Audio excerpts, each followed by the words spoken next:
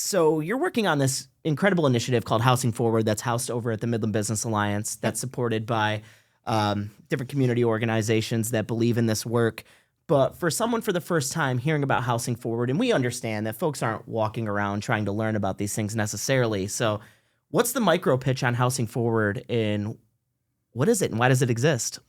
Yeah, Housing Forward is an initiative towards building more attainable housing in Midland County. And so all across Midland County, I work day in and day out at really looking at the data, the market factors, working with builders, developers, thinking about how we can responsibly grow and what residents really want in order to have the housing choice that our residents need, and that employers who want to bring their companies to Midland County, that way we know that they have the housing for them. Interestingly enough, economic development never had a background in housing. And now, Nicole Wilson at the Midland Business Alliance will tell you she can't go to any conferences on economic development without being asked, how many housing starts do you have? Because companies will not locate in communities that aren't building new housing and housing for families that are our workforce.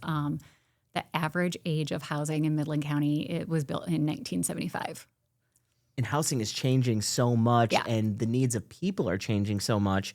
I didn't fact check this, so forgive me. I know you're the expert in this space, but I even saw online today, just looking at our country as a whole, in the 1950s, 1960s, it was between like 50 and 60% of people by the time they were age 30 were both married and owning a home. Yeah. That number now, they have it between 10 and 15%. Mm-hmm. And obviously, those are two separate factors that they're evaluating together, so there could be some skewed numbers there.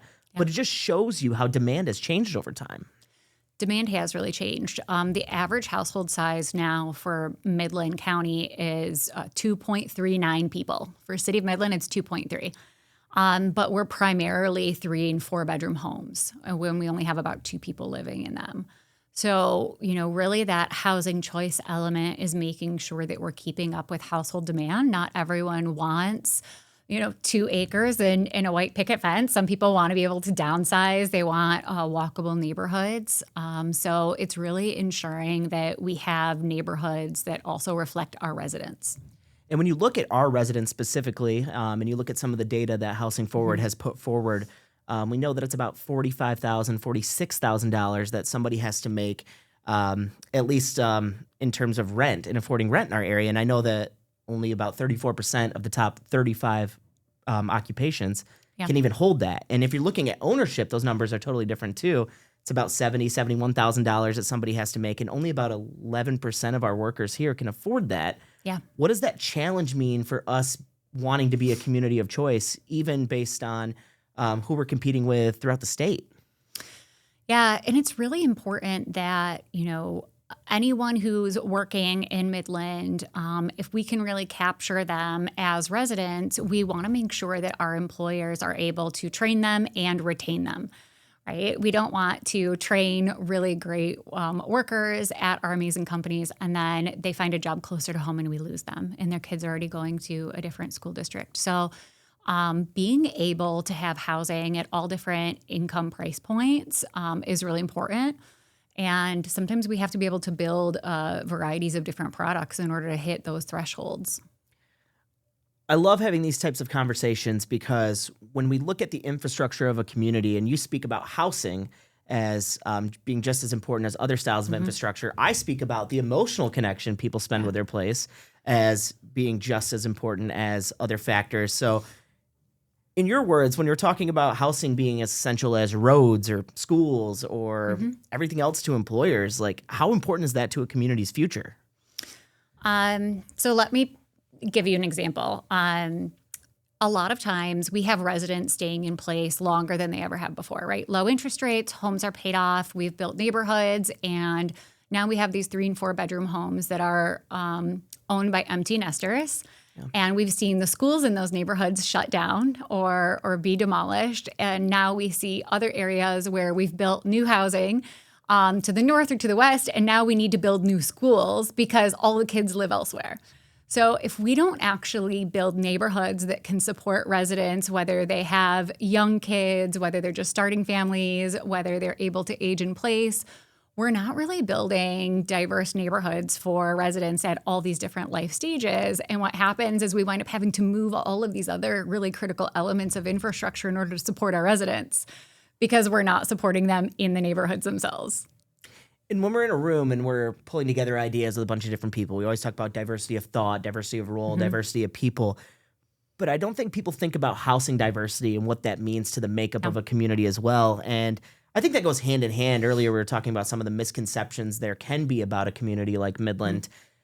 How does that translate over to housing, about misconceptions about our housing here?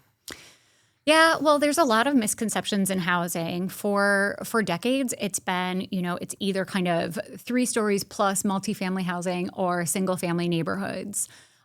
So obviously there's been a lot more talk in recent years about missing middle housing. And what I see most often is people not realizing that they could utilize these choices. Take someone in Gen X, right? A Gen Xer right now likely has teens that they're thinking about sending off to college, that they are expecting that those teens might get their degree and boomerang back home. They might be living in a basement. And they're also sandwiched between caregiving for their parents, right? So for that family and that household, if they had the housing choice to be able to have a detached guest suite on their house that 20-something could live in or that aging parent could live in, now all of a sudden they're able to have a lot more wealth and equity in the family. They don't need multiple homes. They don't need that aging parent going into assisted living. They have the ease of caregiving and being able to cook and provide meals for someone right there. And they're able to now offer a leg up for that, college student to come back home and build wealth for themselves as they're starting out in their career. So when we think about housing choice, oftentimes we don't think about that being an option. We think that everyone has to be so independent. And if I've learned anything about raising a family is that it takes a village. Absolutely. And that's why the idea of community is so important, and having people around you that can look out for you at all stages of your life, honestly. And when we're looking at building this diversity of housing, or when we're looking at new builds specifically or redevelopments, find there's a lot of tension every time that one of these projects gets introduced or conversations about projects come up. It's a lot of times the idea of, oh, we understand that we need housing, but this is how it affects my neighborhood and how it changed my neighborhood makeup.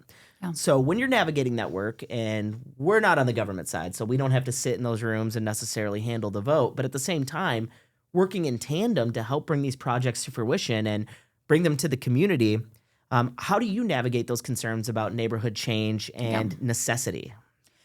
Yeah, well, I think first and foremost, as much as we have the ability to talk to the residents, right? Talk to residents, talk to them about change. I always think that the more we're able to be proactive and not reactive, right? As soon as a developer says, I'm going to come and put this in your backyard, you're like, wait, what? I have gone as a developer like door to door before and said, hey, this is what I'm thinking about. When I worked in communities across the country, we've done patterning where I kind of go and catalog, okay, is it primarily siding? Do all the houses have front porches? Do we have asphalt or metal roofs? Are our homes made of brick, right? How can we try and design something that's cohesive and melds with the existing neighborhood fabric that isn't different? Can we stick to a similar number of stories? How could we do that? Would we have to change a minimum lot size? So I think that it's really important to know that, neighborhoods can change. A lot of people think that change means it's going to decrease their home values when it tends to increase their home value. So that's a really common misconception, but the more we're able to proactively plan with neighborhoods and with neighbors, the stronger that housing development can be. What are some of those dreams in that space when you look at maybe zoning changes or changes that can be done by planning departments across not only Midland, but really nationwide or in any place that can really help an area become a community of choice? Because you and I talked a lot about like my grandfather changed his living situation, and it was a drastic change from where he was, but wasn't what he needed, and it didn't support him across his life cycle. You talked about your mom and her moving and what that looks like. So what kind of builds can accommodate those particular changing demographics? Yeah, there's definitely some policy changes that need to be made. Yeah. One of the biggest ones, form follows finance. Zoning gets a lot of attention. Zoning has come a long way. Midland zoning modernization is doing wonderfully.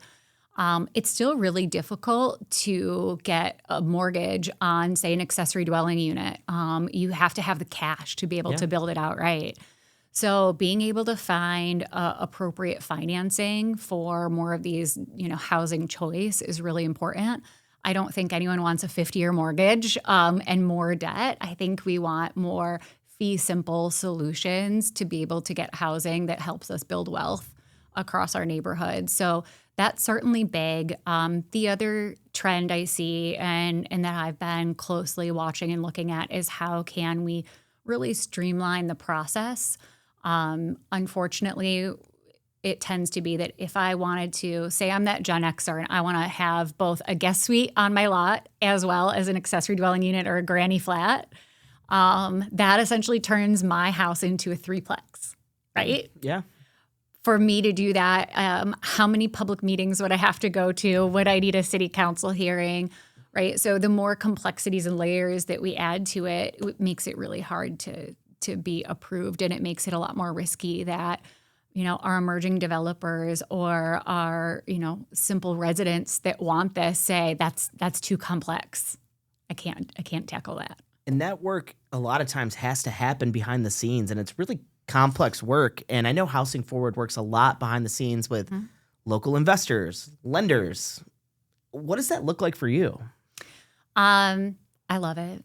I mean, I'll say that, right? I do this work Jen, because I you're love such a it. cool nerd. Get out of here. I'm a really big nerd. I love problem solving. I think that there's something so phenomenal about being able to be that additional team member to someone that needs it, or a resource, or a trusted advisor, a sounding board, whatever it may be. But to say, hey, here's this barrier, or what do you think? How can we get from A to B on this? I love being able to do that work and being able to also bring some national trends and some evidence-based things into Midland and say, do we think we're ready for this? Yes or no? Is this important to our residents? Is this important to leaders? Is this important to businesses? This is what I'm seeing elsewhere. Do we think that this is something we should consider being an early adopter on, or are we not there yet? Do we not have this need? We hope you enjoyed that clip from the Max Loves Midland Show. If you want to watch the full episode, make sure you head over to our YouTube channel and subscribe if you haven't already. If you want to hear that episode, you can find us wherever you get your podcasts.